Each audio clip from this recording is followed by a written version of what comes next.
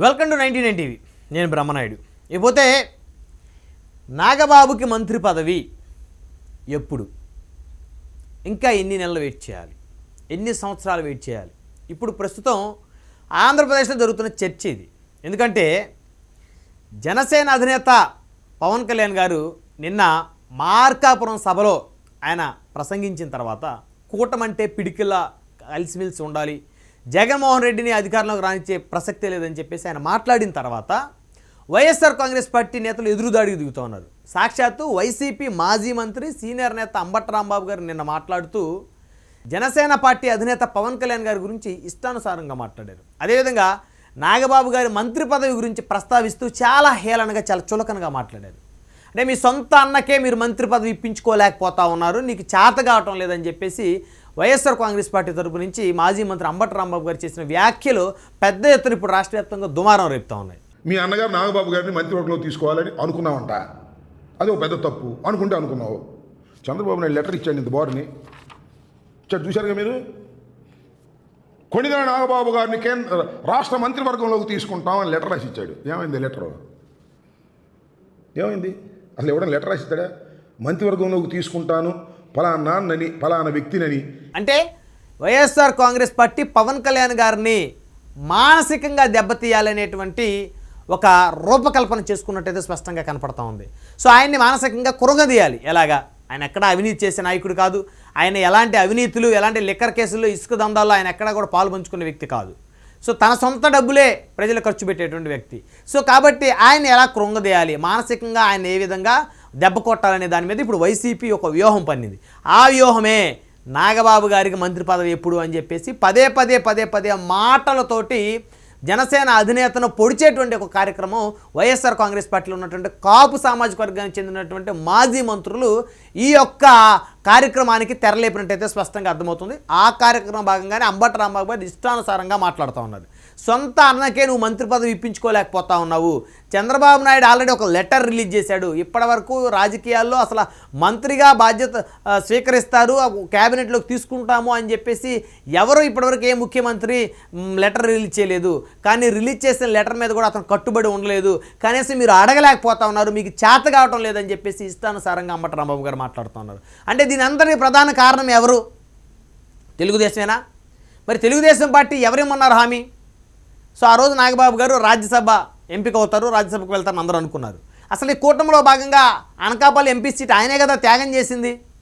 Anakapalli MP seat త్యాగం చేయబట్టే కదా భారతీయ జనతా పార్టీకి సీఎం రమేష్ గారికి ఆ సీట్ ఇచ్చారు. ఆయన ఎక్కడ కూడా అలిగిన పరిస్థితి లేదు కదా. సో తన సోదరుడు మాట కోసం ఆయన తన రాజకీయ జీవితాన్ని త్యాగం చేశాడు కదా, తన రాజకీయ భవిష్యత్తునే. అలాంటి ఆయనకి ఈ విధమైనటువంటి అన్యాయమా ప్రభుత్వంలో? అఫ్కోర్స్ తన సొంత సోదరుడు కాబట్టి పవన్ కళ్యాణ్ గారు అడగలేకపోవచ్చు, ఇవ్వాల్సిన బాధ్యత లేదా తెలుగుదేశం పార్టీకి? ఇంకో లెటర్ రిలీజ్ చేయండి. కొన్ని అనివార్య కారణాల వల్ల నాగబాబు గారిని మంత్రి పదవిలోకి తీసుకోలేకపోతున్నాం, మంత్రివర్గంలోకి తీసుకోలేకపోతున్నాం. దీనికి సంబంధించి ఆల్రెడీ జనసేన అధినేత మిత్రులు పవన్ కళ్యాణ్ గారితో చర్చించాం, ఆయన కూడా ఓకే అన్నారు. మేమందరం ఏకాభిప్రాయానికి వచ్చాం. భవిష్యత్తులో నాగబాబు గారికి కొన్ని బాధ్యతలు అప్పచెప్పబోతున్నాం కూటమి ప్రభుత్వం తరపు నుంచి.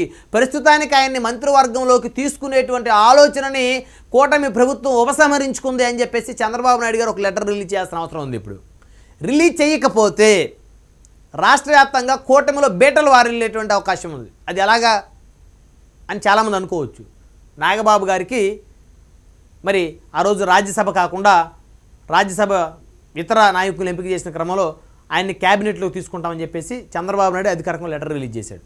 సరే, చంద్రబాబు నాయుడు గారు ఇచ్చిన మాట మీద నిలబడ్డు అని కొంతమంది అంటారు. సరే, అవన్నీ పక్కన పెడదాం. అయితే కూటమిలో ఉన్నటువంటి అధినేతకి మరి ఇంకో పార్టీ అధినేతకు మాటిస్తే నిలబడతాడనేది అందరూ అనుకుంటారు. ఆయన లెటర్ రిలీజ్ చేసిన తర్వాత సరే పోనీలే, నాగబాబు గారు ఎంపీ టికెట్ త్యాగం చేశారు, రాజ్యసభ ఆయన అడగలేదు, ఆయనకు వస్తుంది అనుకున్నారు, ఇస్తారనుకున్నారు. సో అది పక్కన పెట్టారు. సరే, మంత్రివర్గంలోకి తీసుకోబోతున్నామని చెప్పాడు చంద్రబాబు నాయుడు గారు, లెటర్ రిలీజ్ చేశారు. అయితే ఎన్ని సంవత్సరాలకు తీసుకుంటామని చెప్పలేదు అక్కడ.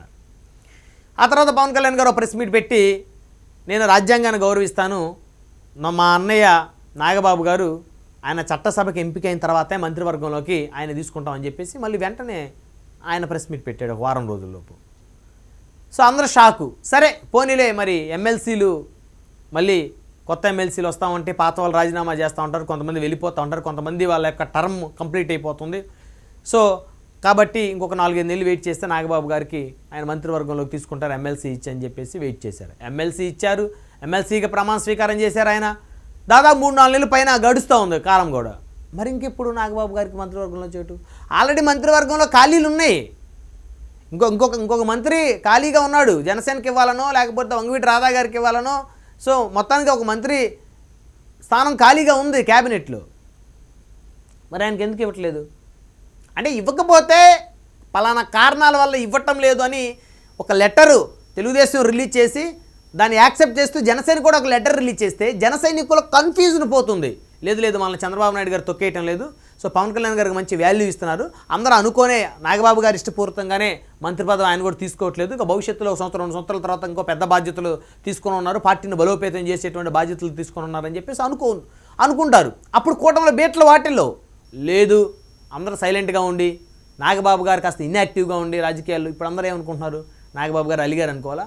లేదా పవన్ కళ్యాణ్ గారు మంత్రి పదవి, నాగబాబు గారు మంత్రి పదవి కోసం అసలు విశ్వ ప్రయత్నాలు చేస్తున్నాడు చంద్రబాబు నాయుడు గారి దగ్గర, ఆయన అసలు ఏం ఖాతరు చేయట్లేదు, ఈయన్ని లెక్క చేయట్లేదు అని అనుకోవాలా? ప్రజలు ఏమనుకోవాలి? అంటే ఇన్ని తప్పుడు సంకేతాలు జన సైనికులను కుంగదీస్తున్నాయి. ఈ ప్రభుత్వంలో మనకు నిజంగా భాగస్వామి లేదా అని అంబటరాంబాబు ప్రశ్నిస్తూ ఉన్నాడు. ఇది నిజమేనేమో, మన భాగస్వామి ఏది ఉంటే మన నాయకుడికి మనకి ఇవ్వాల్సిన మంత్రి పదవే కదా, ఇస్తానని కూడా చెప్పారు కదా, లెటర్ రిలీజ్ చేశారు కదా, దాని మీద ఎందుకు నోరు మెదపట్లేదు తెలుగుదేశం ప్రభుత్వం అని చెప్పి జన సైనికులు అదే కదా మొత్తుకుంటుంది. మిగతా ప్రజల్లో ఎలాంటి ఇండికేషన్ వెళ్తుంది? వీళ్ళకేం లేదనుకుంటా కూటమి ప్రభుత్వంలో. జనసేన ఊరికేదో తెలుగుదేశం మీద పడి బతుకుతూ ఉంది, కానీ వాళ్ళు పొమ్మంటే ఏ క్షణమైనా బయటికి వెళ్ళాలి ప్రభుత్వంలో నుంచి, వీళ్ళకి అంత పరిస్థితి లేదేమో అని చెప్పేసి సామాన్య ప్రజలు అనుకునే ప్రమాదం ఉంది. కాబట్టి రిలీజ్ చేయండి, చంద్రబాబు నాయుడు గారు ఒక లెటర్ రిలీజ్ చేయండి, నాగబాబు గారిని మంత్రి పదవిలోకి మంత్రివర్గంలోకి తీసుకోవటం లేదు, కొన్ని అనివార్య కారణాల వల్ల ఆయన అంగీకారంతోనే జరిగింది, జనసేన అధినేతతో చర్చించిన తర్వాత నాగబాబు గారిని మేము మంత్రివర్గంలోకి తీసుకోవటం లేదు, అది ఆయన అంగీకారంతోనే జరిగింది. సో జనసేనకి ఇంకొక మంత్రివర్గం, ఇంకొక మంత్రి కేటాయిస్తాం కాబట్టి మంత్రివర్గంలో ఇంకొక స్థానాన్ని, అది పవన్ కళ్యాణ్ గారి ఇష్టం మేరకు ఇంక వేరే ఎవరికైనా బీసీలకు కానీ ఎస్సీలకు కానీ మేము కేటాయించే అవకాశం ఉందని చెప్పేసి ఒక లెటర్ రిలీజ్ చేయండి. సో సంవత్సరం దాటిపోయింది, ఎప్పుడు ఎన్నికల ముందు చెప్తారా? ఇది తీవ్రమైన పరిణామాలు ఎదుర్కొనే పరిస్థితి ఉంటుంది ఈ విధంగా చేసుకుంటే. ఇప్పుడు ఆయనకి ఎంత డ్యామేజ్, ఆయన ఇమేజ్ డ్యామేజ్ అవ్వదా? ఆయన ఏమైనా చిన్నోడా? 60 సంవత్సరాల పైన ఉంది ఆయన వయసు. మెగాస్టార్ చిరంజీవి గారు తమ్ముడు ఆయన, పవన్ కళ్యాణ్ గారు అన్నయ్య ఆయన. జనసేన కోసం అహర్నిశలు కష్టపడి పనిచేశాడు ఆయన. ఎంపీ సీటు వదులుకున్నాడు ఆయన, బీజేపీకి వెళ్ళిపోయింది ఆ సీటు, లేకపోతే బీజేపీకి ఇవ్వకుండా ఆయన పోటీ చేయాల్సిన సీటు అది, అనకాపల్లి ఎంపీ సీటు. ఇన్ని త్యాగాలు చేసి ఇంత కష్టపడి నిజాయితీపరుడు ఆయన మీద ఏమన్నా ఎక్కడ ఎలిగేషన్లు ఉన్నాయా? ఏమీ లేవు. మరి ఆయన పరువు ప్రతిష్టలు పట్టదా ఈ ప్రభుత్వానికి, కూటమి ప్రభుత్వానికి? ఇప్పుడు అంబటరాంబాబు గారు లాంటి వాళ్ళు చులకంగా మాట్లాడుతున్నారు ఈయన చులకంగా మాట్లాడే స్థాయి ఉందా వాళ్ళందరికీ, మాట్లాడే వాళ్ళకి? దీనికి ఎవరు ఊతం ఇచ్చింది? దీనికి ఎవరు బేస్ ఏర్పాటు చేసింది? తెలుగుదేశం కదా, తెలుగుదేశం అధినేత కదా, బాధ్యత లేదా మీకు? ఇవన్నీ కూడా రేపు వచ్చే ఎన్నికల్లో ప్రజలు అన్నీ గమనిస్తూ ఉంటారు. సో ఎవరికి ఏ విధంగా బుద్ధి చెప్పాలో ప్రజలు ఆ విధంగా బుద్ధి చెప్తారు. ఏదైనా ఒక సిస్టమేటిక్గా ఉండాలి. సిస్టమేటిక్గా లేకుండా వాళ్ళ బాధలు వాళ్ళే పడతారులే అని చెప్తే ఎవరు పరువు ఇది? నాగబాబు గారు పరువు అంటే పవన్ కళ్యాణ్ గారు పరువు కాదా? సొంత అన్నకి మంత్రి పదవి ఇప్పించుకోలేకపోతున్నాడు. ప్రజల్లో చర్చ నడవటం లేదా? వైసీపీ దానికే ఆద్యం పోయటం లేదా? అంబటరాంబాబు గారు లాంటి వాళ్ళు, పేరు నాని గారు లాంటి వాళ్ళు ఆద్యం పోయట్లేదా? ఎందుకు అర్థం చేసుకోలేకపోతుంది కూటమి ప్రభుత్వం? వైసీపీ అంత మైండ్ గేమ్ ఆడుతుంది, పవన్ కళ్యాణ్ గారిని అంత వీక్ చేస్తుంది. పవన్ కళ్యాణ్ గారు వీక్ అయిపోయిన రోజు కూటమి ప్రభుత్వం నెట్ట నిలువును కూలిపోయింది. పవన్ కళ్యాణ్ గారు ప్రజల్లో పలసనైపోయిన రోజు కూటమి ప్రభుత్వమే కాదు, తెలుగుదేశం పార్టీ ఆనవాళ్ళు కూడా నెట్ట నిలువును కూలిపోతాయి. కాబట్టి చాలా జాగ్రత్తగా వ్యవహరించాలి. సరే, మీ దందాలు మీరు చేసుకుంటున్నారు, మీ సెటిల్మెంట్లు మీరు చేసుకుంటున్నారు, మీ డబ్బులు మీరు సంపాదించుకుంటున్నారు, మీ పనులు మీకు అవుతున్నాయి, ప్రభుత్వం మీదే కాబట్టి. మరి మీ ప్రభుత్వంలో భాగస్వామ్యమైన జనసేన పరిస్థితి ఏంటి? అసలు జనసేనలో ఈయన పరిస్థితి ఆ విధంగా ఉంటే ఇంకా సాధారణ ఎమ్మెల్యేలు ఏంటి నియోజకవర్గంలో వాళ్ళ పరిస్థితులు? నియోజకవర్గంలో ఎమ్మెల్యేల పరిస్థితి ఏంటి? అసలు ఇన్ఛార్జీల పరిస్థితి ఏంటి? మిగతా నియోజకవర్గాల్లో టీడీపీ ఎమ్మెల్యేల నియోజకవర్గాల్లో ఏంటి పరిస్థితి? లేదు, ఈయనకు మంత్రి పదవి ఇవ్వాలి, ఇబ్బంది పడుతున్నారు జన సైనికులని ఎవరన్నా మాట్లాడితే వాళ్ళ మీద ఏదో ఒక ముద్ర వేసేయటం, ప్రశ్నించిన వాళ్ళ మీద ఏదో ఒక ముద్ర వేయటం. ఇది సమాజానికి కానీ కూటమికి కానీ మంచిది కాదనేది ప్రజల అభిప్రాయం. మేము ఇదే విధంగా మా పందాలో మేము వెళ్తాం, మమ్మల్ని ఎవరైనా ప్రశ్నిస్తే వాళ్ళ మీద ముద్ర వేస్తాం అని చెప్పేసి అనుకుంటే ఈరోజు ప్రజలు అమాయకులు కాదు, ప్రజలు పిచ్చోళ్ళు కాదు, ప్రజలు అన్నీ గమనిస్తున్నారు, ప్రజలకు అన్నీ తెలుసు వాస్తవాలు. కాబట్టి మెగా కుటుంబాన్ని పలచం చేయాలి, చులకం చేయాలనేటువంటి ఆలోచనని తెలుగుదేశం పార్టీ అధిష్టానం మార్చుకుంటే బాగుపడతారు. లేకపోతే మళ్ళీ 2029 జగన్మోహన్ రెడ్డి అధికారంలోకి వస్తే ఒక్కొక్కరికి చిత్తడే అయిపోయింది అనమాట. సో కాబట్టి పవన్ కళ్యాణ్ గారు చాలా కష్టపడుతున్నారు. ఆయన కూటమిని 15 ఏళ్ళు ఉంచాలి అధికారంలో, రాష్ట్రం బాగుపడాలని. మరి తెలుగుదేశం ఏం చేస్తుంది? వెనక నుంచి గోతులు తీస్తుందా? తప్పు కదా అది. ఇవ్వండి, ఒక లెటర్ ఇవ్వండి.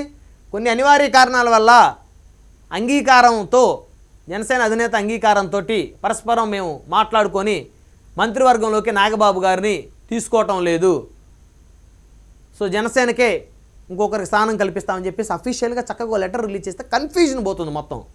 రోజు అందరు నాగబాబు గారికి మంత్రి పదవి ఎప్పుడు, నాగబాబు గారికి మంత్రి పదవి ఎప్పుడు, ఏ శాఖ ఇస్తారు, సినిమాటోగ్రఫీ ఇస్తారా, మైన్స్ ఇస్తారా, ఎక్సైజ్ ఇస్తారా? అసలు ముందు మంత్రి పదవి ఇవ్వాలి కదా శాఖ కేటాయించాలంటే. సో కాబట్టి కన్ఫ్యూజన్ తోటి చంద్రబాబు నాయుడు గారు రాజకీయాలు చేస్తూ ఉన్నారు. కాబట్టి ఆయన రాష్ట్రం దాటి దేశస్థాయి నేతగా ఆయన ఎదగల. బహుశా ఆయన ఎదిగాడని టీడీపీలు అనుకుంటే అది వాళ్ళ అమాయకత్వమే అవుతుంది. ఆయన అన్ని కన్ఫ్యూజన్ పాలిటిక్స్ చేస్తూ ఉంటారు చంద్రబాబు నాయుడు గారు, అన్నీ నాన్స్తూ ఉంటారు.